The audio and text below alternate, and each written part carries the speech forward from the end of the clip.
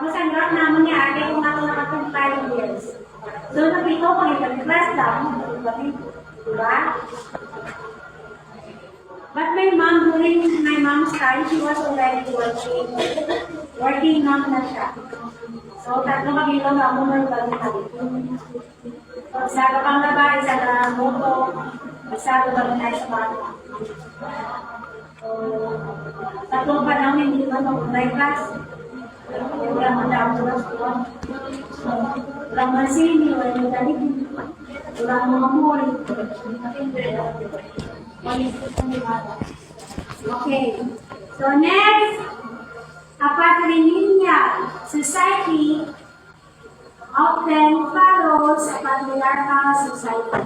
So, i-follow sa patrilineal society, then often follows a patriarchal society. So, when you say patriarchal, it is ruled by men. So, men's ruling.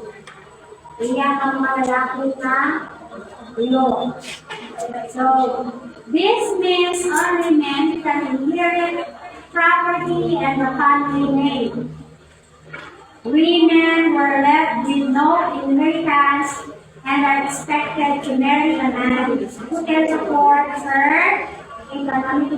Klasa mo nito nakabugsak ko.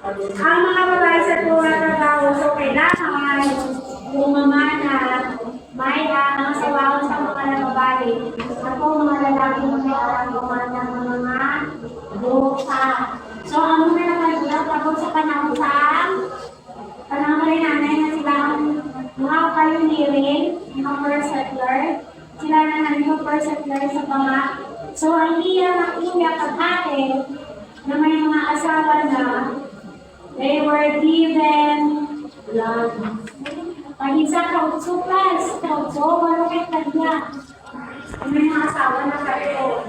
So, inang isa kautso, that is enough. Very enough. Para makagayon sa pamilya.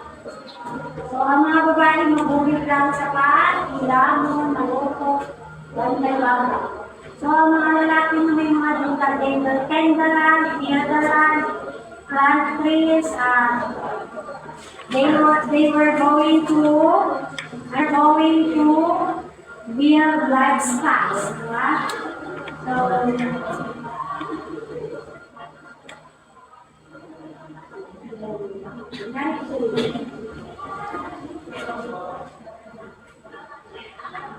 they prioritize quality of all members, male and female.